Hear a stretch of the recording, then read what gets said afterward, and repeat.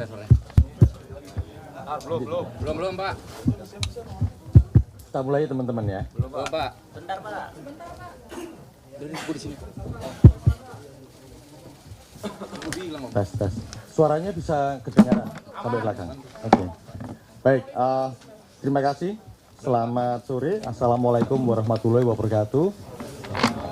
Om Swastiastu, Namo Buddhaya, salam kebajikan. Yang saya hormati teman-teman media, sekali lagi terima kasih sudah menghadiri undangan kami dalam rangka konferensi pers terkait dengan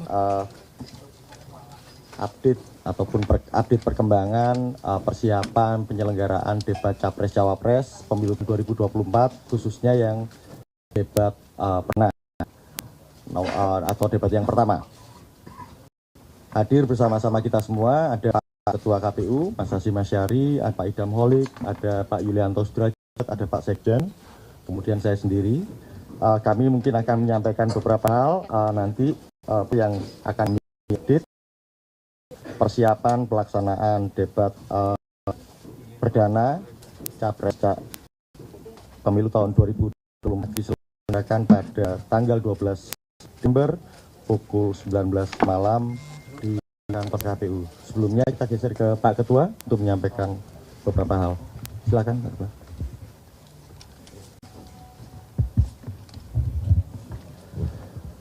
Assalamualaikum warahmatullahi wabarakatuh. Selamat sore dan salam sejahtera untuk kita sekalian yang saya hormati para anggota.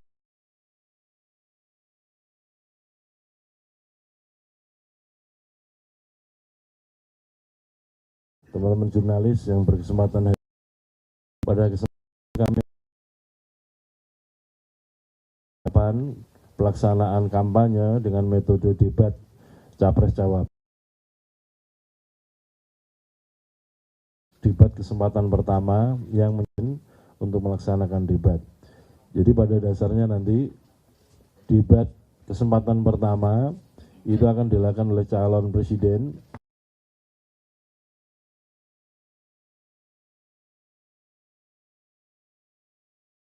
Indonesia Barat, dan kemudian nanti di Mas Agus Melas. Pada intinya durasi waktu selama debat itu total ada 100.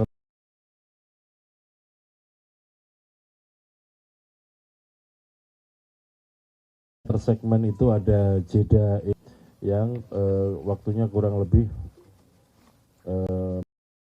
menit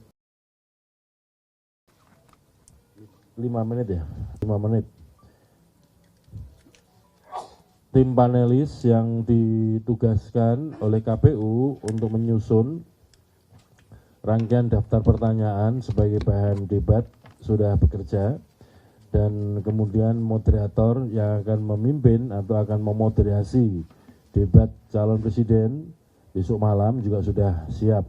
Rencananya hari ini nanti akan digelar gladi kotor dan juga gladi bersih untuk mempersiapkan segala sesuatunya untuk acara debat besok malam. Untuk masing-masing tim pasangan calon akan mendapatkan undangan sebanyak 75 orang ya. Kemudian masing-masing pimpinan partai politik, yaitu ketua umum dan sekjen partai politik, mendapatkan undangan tersendiri. Demikian juga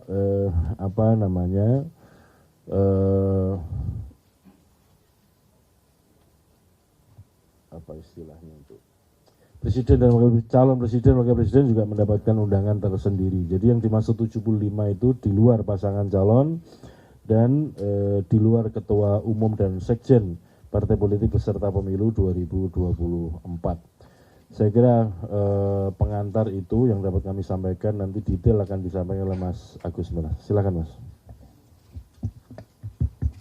Ya. Terima kasih Pak Ketua. Teman-teman, izinkan kami menyampaikan beberapa hal terkait dengan perkembangan persiapan pelaksanaan debat Capres-Cawapres untuk Pemilu 2024.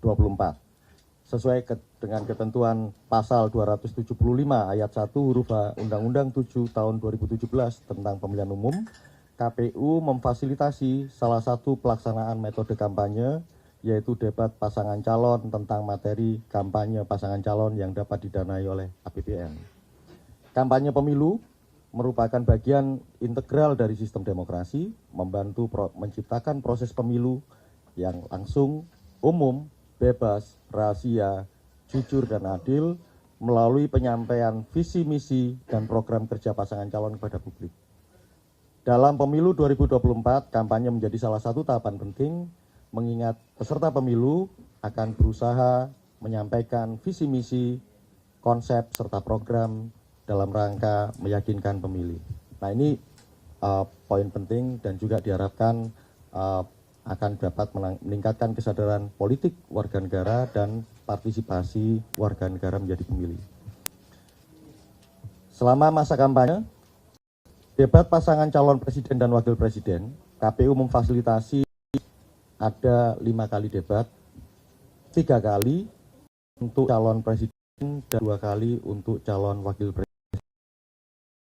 Kami tegaskan, dalam rangka penyelenggaraan debat pasangan calon, KPU juga telah melakukan serangkaian persiapan pelaksanaan debat agar debat berlangsung dengan lancar. Misalnya, kami melakukan beberapa kali untuk diskusi dan terbatas dalam rangka menemukan tema isu strategis pelaksanaan debat pasangan calon presiden wakil presiden tahun 2024, rapat-rapat koordinasi bersama tim pasangan calon presiden wakil presiden, rapat koordinasi dengan media massa penyelenggara debat, dan juga dengan stakeholder terkait. Jadwal dan tema debat.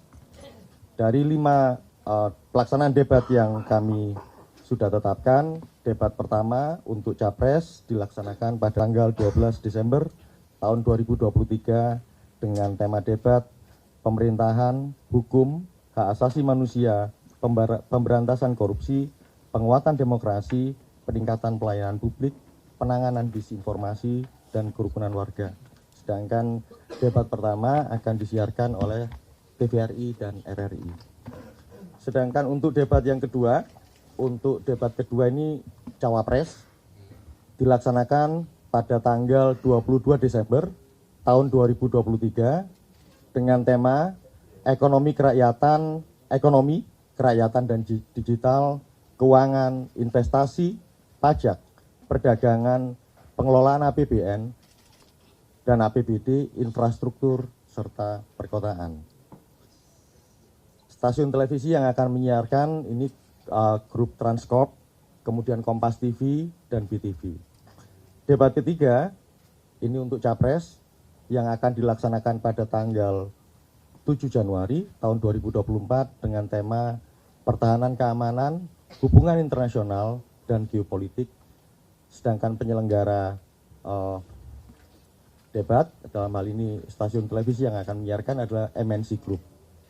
Kemudian debat keempat, untuk Cawapres, calon wakil presiden, dilaksanakan pada tanggal 21 Januari tahun 2024. Dengan tema pembangunan keberlanjutan, sumber daya alam, lingkungan hidup, energi, pangan, agraria, masyarakat adat, dan desa. Sedangkan sebagai penyelenggara, TV penyelenggara adalah grup MTEK dan Metro TV. Debat kelima, untuk Capres, yang grup MTEK itu ada SCTV dan Indosiar. Kemudian debat kelima untuk Capres pada tanggal 4 Februari tahun 2024,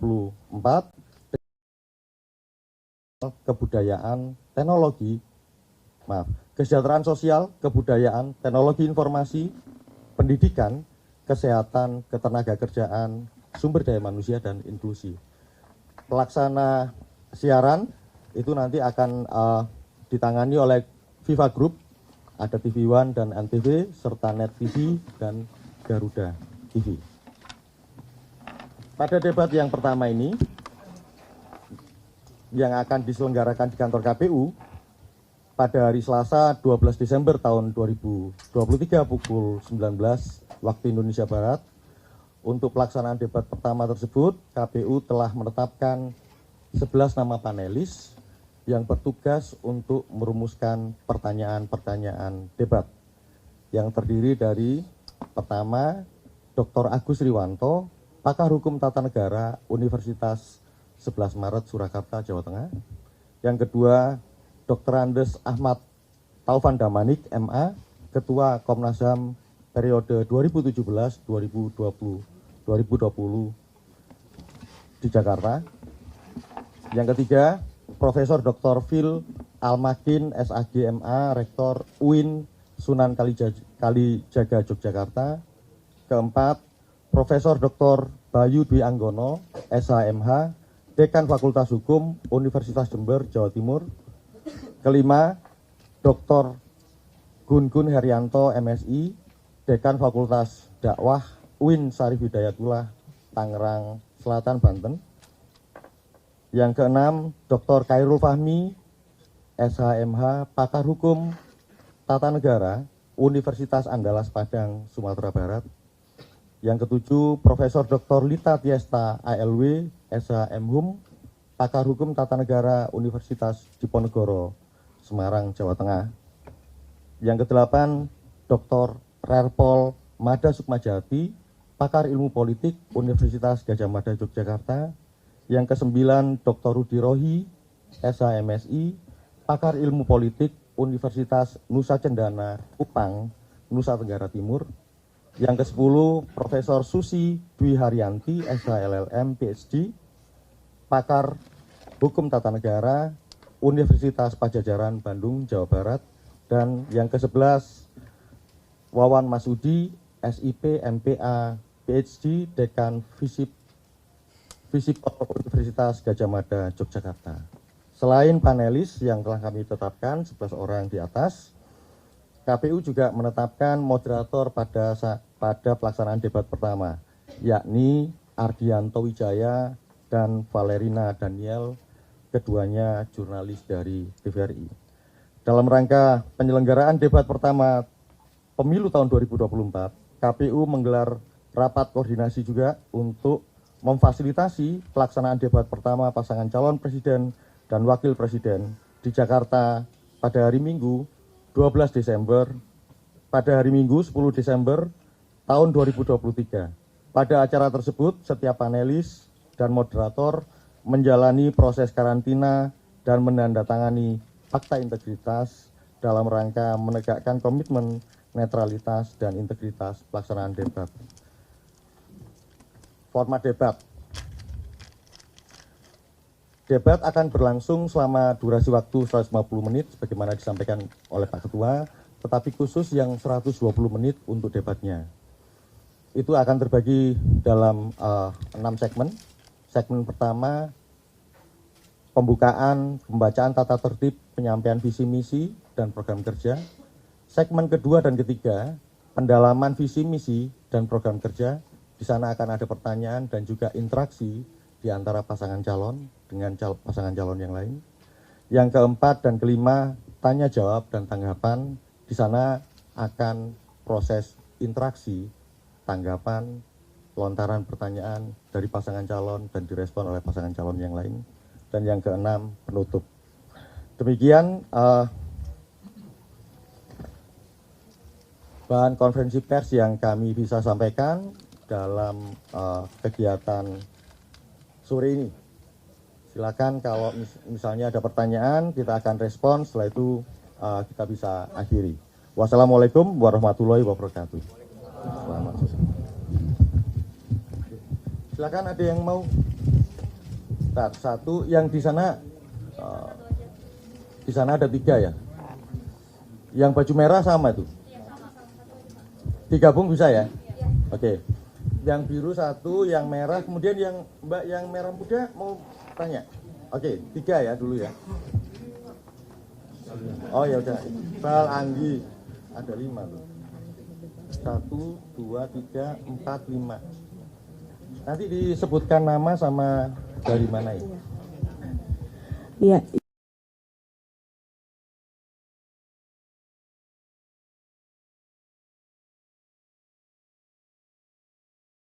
Jadi ini kan melingkar ya. Jadi capres dan cawapres seperti apa didampinginya, apakah semua ada di panggung lalu nanti maju satu-satu ketika giliran debat atau seperti apa, atau cawapres hanya mendampingi di bawah di lingkaran yang panggung membentuk setengah lingkaran itu. Terus untuk yang kedua, ini bagaimana KPU memastikan dalam waktu paslon dan capres-cawapres itu bisa menyampaikan visi misinya dengan baik, memberikan gambaran ke masyarakat dan nggak monoton. Terima kasih.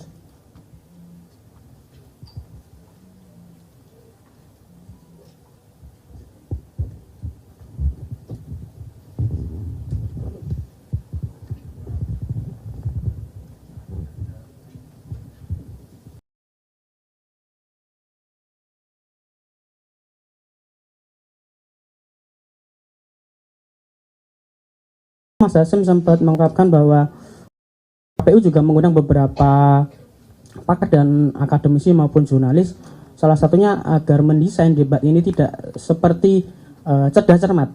Nah, dalam juknis yang sudah ditetapkan, apa inovasi KPU untuk menjadikan debat ini tidak jadi cerdas cermat, Mas? Terima kasih.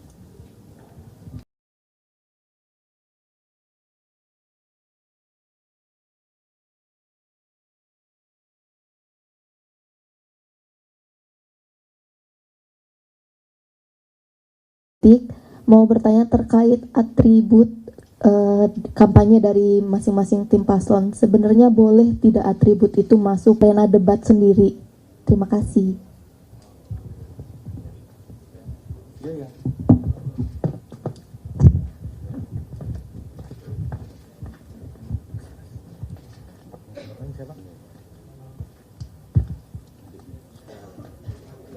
Minta tolong ya.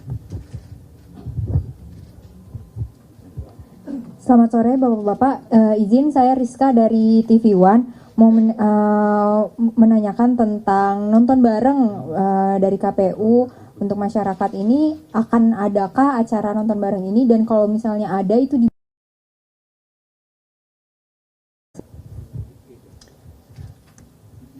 Selamat siang Pak, Gracia dari Kompas TV. Pak, ini mau menanyakan di tahun 2019 lalu itu kan ada kesempatan capres bisa saling sanggah di setiap jawaban para paslon di tiap pertanyaan undian. Nah, ini kira-kira untuk besok apakah ada waktu yang diberikan kepada para capres untuk bisa saling menanggapi jawaban satu sama lain? Terima kasih.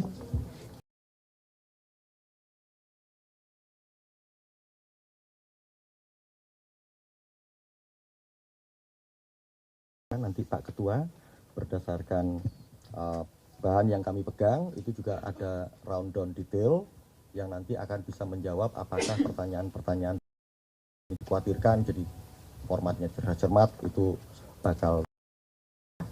Silakan Pak Ketua. Terima kasih. Soal siapa yang tampil ya perlu kami tegaskan lagi, tampil itu maksudnya tampil yang berdebat ya. Jadi kalau besok malam kesempatan pertama adalah debat capres, maka yang tampil di panggung untuk berdebat hanya capresnya saja. Ya. Kemudian ini sama dengan Mbak Anissa, Mas Iqbal, kemudian Mbak Gracia kurang lebih hampir sama ya, supaya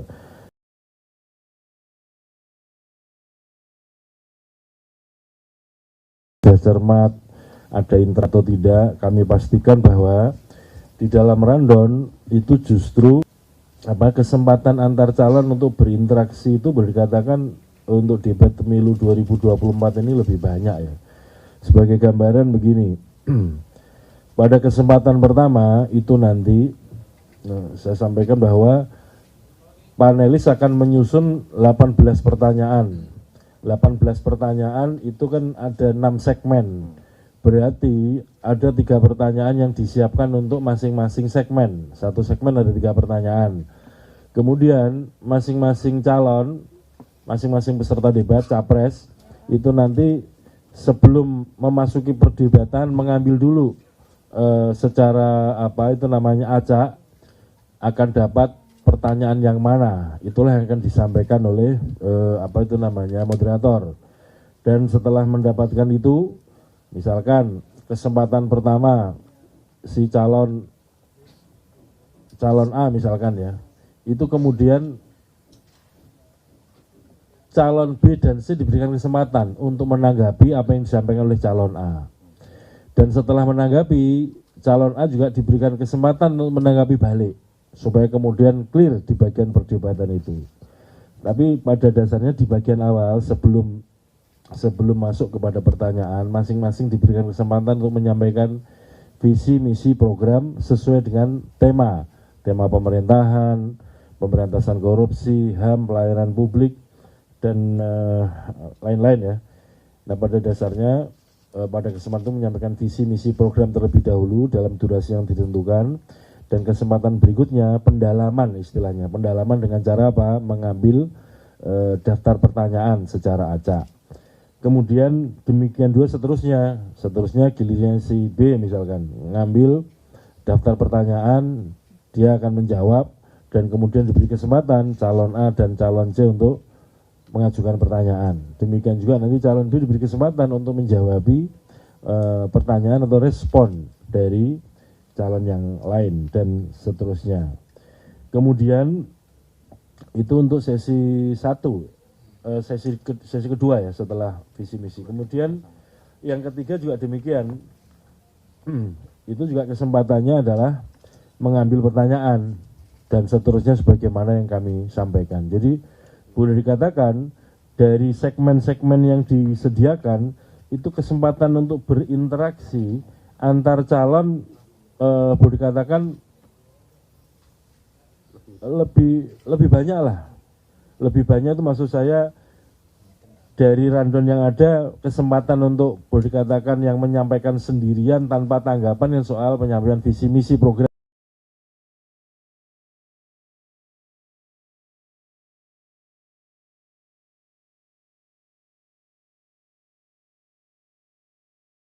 pernyataan penutup atau closing statement. Jadi dari 6 segmen itu yang masing-masing capres diberikan kesempatan untuk menyampaikan visi misi tanpa diajukan pertanyaan, itu sesi pertama atau segmen pertama. Kemudian segmen ke-6 adalah penyampaian closing statement atau pernyataan penutup. Nah, segmen kedua, segmen ketiga, segmen keempat, segmen kelima, semuanya modelnya interaksi antar calon dengan pertanyaan yang diajukan atau disiapkan oleh panelis. Sehingga dengan begitu diharapkan nanti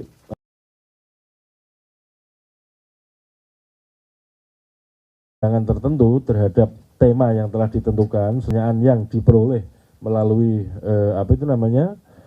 acak tadi itu, dan kemudian calon yang lain diberi kesempatan untuk menanggapi, dan calon yang menjawab pertanyaan tadi diberikan kesempatan untuk menjawab bagian akhir untuk menanggapi tanggapan-tanggapan dari masing-masing calon yang lain. Gambarnya demikian, sehingga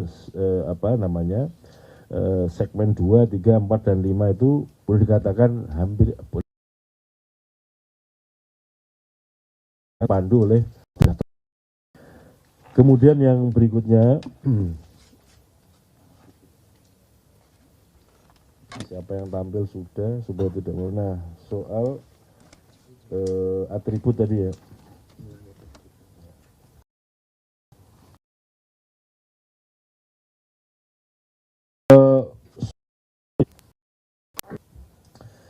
Ada tata tertib begini.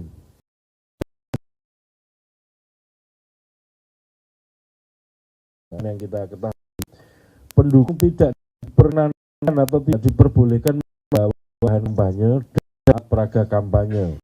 Satu yang boleh pengecualiannya adalah atribut yang silakan dituduh. Jadi pakaian lah itu kira-kira. Jadi yang lain-lain tidak diperbolehkan, sehingga nanti begitu mau arena akan melakukan semacam skriminalisasi untuk memastikan tidak atau alat peragamnya yang di satu yang boleh adalah yang melekat di badan ya pakai. Kira kemudian yang menonton tidak jadi laksana karena semua televisi akan televisi kaitan dan penyiaran termasuk radio, live streaming dan segala macam semuanya diberikan proses untuk menyiarkan debat. Saya kira itu teman-teman sekalian. Terima kasih atas dan perhatiannya. Baik, terima kasih teman-teman. Demikian juga yang direspon. Saya kira yang disampaikan Pak Ketua bisa dikatakan cukup. Yang jelas dari 6 segmen itu, kecuali segmen pertama dan ke-6 itu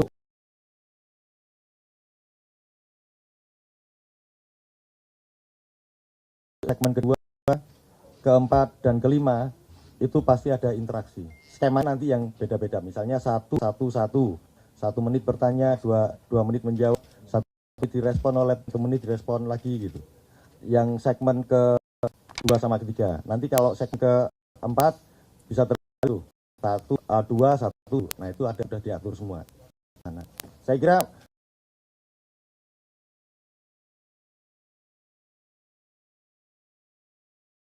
pertanyaannya terkait tubuh, bisa jaket, bisa pakaian, bisa kaos, ataupun yang misalnya bandu gitu, itu kan nempel tutup kepala jam itu bisa disampaikan, termasuk yang terakhir untuk nonton di KPU, dan itu bisa oleh pihak. Tapi kami juga yakin tim PAS juga di base campnya masing-masing juga pasti nonton bareng. Saya kira itu yang bisa kita sampaikan. Terima kasih sekali lagi teman-teman atas pertanyaan sekali lagi kita sore ini. Wassalamualaikum warahmatullahi